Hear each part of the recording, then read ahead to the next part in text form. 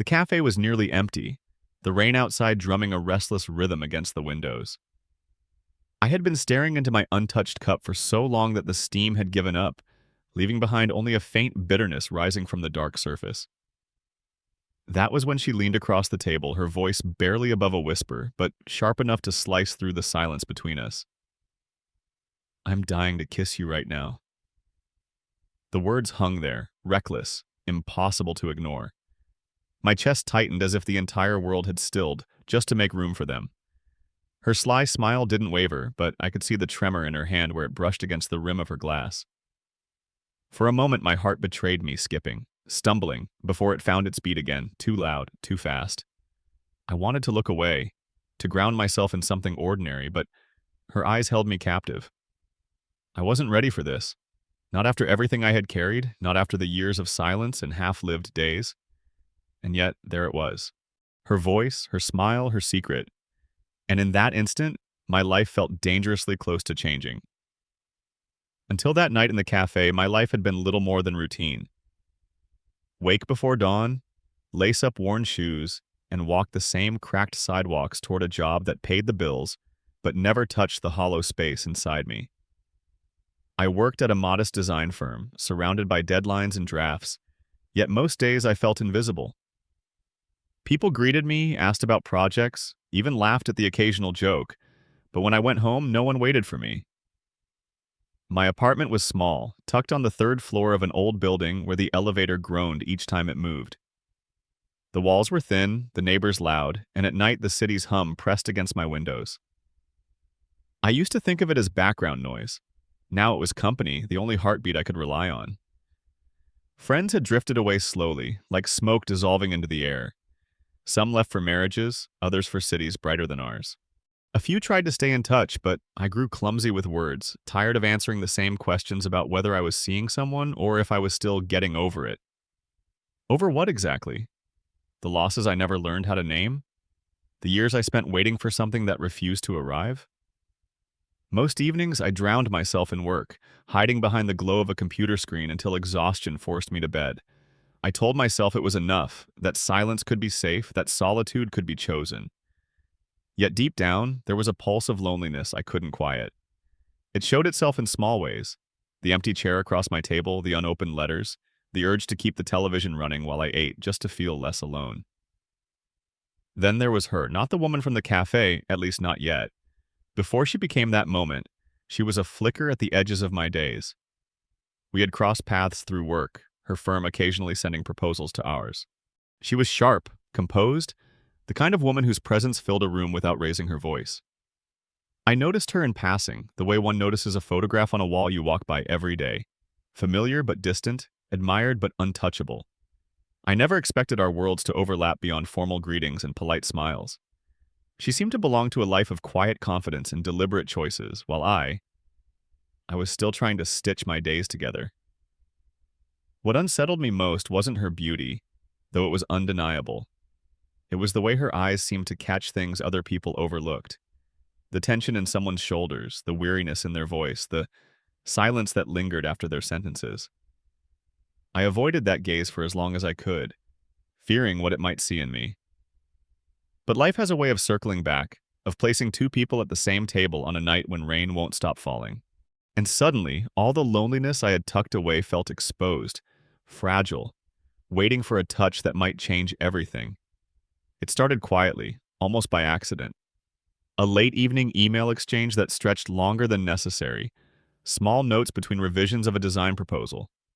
She had asked me a question that could have been solved in 2 sentences, but somehow our words lingered.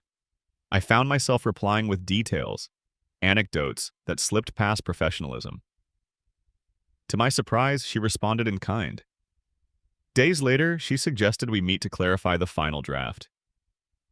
I almost said no, but something in her tone, warm, steady, unhurried, made me agree. That was how we ended up at that cafe, a small place tucked between shuttered bookstores and laundromats, the kind of corner spot where conversations could disappear into the dim light. At first it was ordinary. She ordered tea, I ordered coffee. We spread the papers out, discussing fonts and layouts. But beneath the talk, there was something else, a current neither of us named. I noticed the way she tilted her head when listening, how her hair brushed against her cheek when she laughed. It had been years since I laughed with someone like that light, unguarded, not forced. When the documents were finally stacked away, neither of us moved to leave. The rain outside gave us an excuse to linger. She spoke about her childhood, about a house filled with noise and siblings. I shared fragments of my past carefully, as though each word might break if handled too roughly. And for once, I didn't feel judged. I felt heard. There was a moment when she paused, her gaze settling on me with a weight I could hardly bear. She didn't look through me as most did. She looked into me as if searching for something I had buried a long time ago. That was when she smiled. Not the polite curve of lips people wear in crowded rooms, but something sly, knowing, as if she had stumbled across a secret I hadn't meant to reveal. Then she whispered the words that made the air shift around us. "I'm dying to kiss you right now." My breath caught. The room seemed smaller, the distance between us too fragile to measure. I wanted to speak, to deflect, to laugh it off, but nothing came out. Instead, my heart pounded against my ribs, betraying the calm mask I tried to hold. I thought of everything I had lost, the promises I had made to myself about never letting anyone too close again. I thought of the nights I had convinced myself solitude was safer, that vulnerability was a door better left shut. Yet here was this woman, daring to open it with a single sentence. I didn't move toward her. Not yet. The fear was louder than the longing, but something inside me cracked open, a small fissure where light slipped in. It was terrifying and tender at once, a reminder that I was still alive, still capable of being undone by a smile, a voice, a confession. We didn't kiss that night. Instead, we let the silence hold us, heavy and trembling, until the rain finally softened outside. She rose first, brushing her coat from the chair. I followed, my legs unsteady, my mind louder than the city's storm. On the walk home, I kept replaying her words, the curve of her lips, the pause that followed. A single moment, but it lodged itself deep, tugging at the threads of the life I thought I had sealed shut. I knew then that nothing would feel quite the same again. The days after that cafe meeting stretched out in uneasy silence. I returned to my desk, to deadlines and drafts, but nothing felt the same. Every time I reached for a pencil or clicked open an email, her voice echoed in the back of my mind. "I'm dying to kiss you right now." The words were like a fault line running through me. I told myself it was just a moment, a slip of impulse, a sentence that meant less than it sounded. But the truth was, I didn't believe that. Not for a second. I tried to keep my distance. I answered her emails late, deliberately clipped my sentences, replaced warmth with formality. Yet even through the cold lines of text, I could sense her presence, steady and undeterred. She didn't push, didn't demand. Instead, she wrote about work as if nothing had happened, but her choice of words carried a softness that unsettled me more than if she had said anything bold. At night, I replayed the scene again and again. Her smile, sly but vulnerable. The way her hand trembled just slightly against her glass. The pause afterward, as if she had given me a gift I didn't know how to accept. What kind of person confesses something like that with such honesty? And what kind of fool was I to sit there, frozen, unable to reach back? I told myself I was protecting her, that if I kept the boundary firm, I wouldn't ruin what little thread existed between us. But underneath that excuse was fear-thick, relentless fear. I knew too well what it meant to love and lose, to let someone occupy your chest only to have them tear it open when they left. I wasn't sure I had another recovery in me. One evening, I stayed late at the office, the glow of the monitor my only companion. I must have dozed off because I woke to find a message on my phone. From her. Not bold this time, not sly, just simple. "Still awake?" My throat tightened. I stared at the screen, my thumb hovering, my heart beating hard. I wanted to ignore it, to prove I was stronger than this pull. But the truth was, I wasn't. I typed back, "Yeah." What followed was an exchange of words that had nothing to do with work. She asked about the book on my desk, about whether I still painted. I hadn't painted in years, but she remembered a sketch I once idly shared. The memory startled me how carefully she must have been listening all along. Slowly, word by word, she drew pieces of me out. the pieces I thought had gone quiet forever.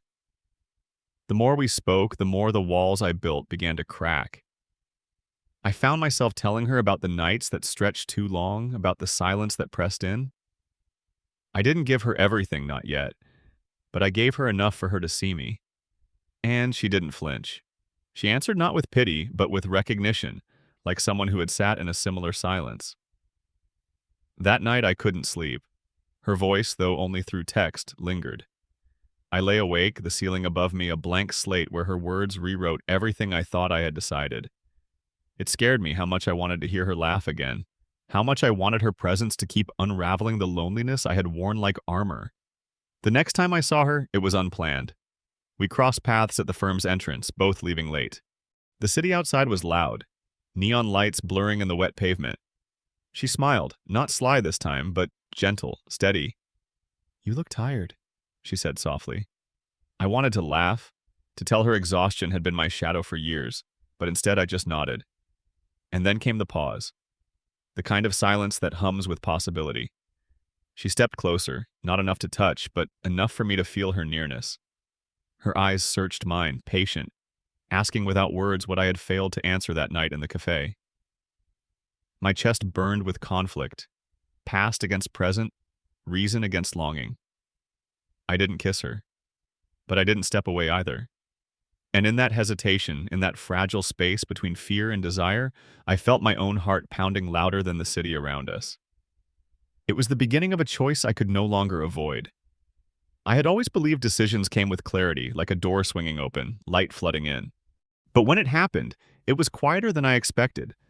Just a moment that refused to pass, demanding I choose whether to hide or to step forward. It was a Friday evening when her name appeared on my phone again. No work excuse this time. Just 6 words. "Are you free for a walk?" I stared at the message until the screen dimmed. My chest tightened the way it always did when she reached out, but this time something in me shifted. I thought of the cafe, of her whisper, of the way my silence had left the air heavy between us. I thought of the countless nights I'd sat alone convincing myself safety was better than risk. And then I thought of her smile, the one that saw through me. My thumb hovered. A single word could undo everything I had built, but it could also free me. I typed, "Yes." The park she chose was quiet, the kind of place where families strolled during the day but left deserted at night. The lamps glowed softly against the path, and the air smelled faintly of wet earth. She was already there when I arrived, leaning against a railing, her face lit by the yellow light. She looked up when she saw me, and the simple curve of her lips unraveled something in me I didn't know I was still holding.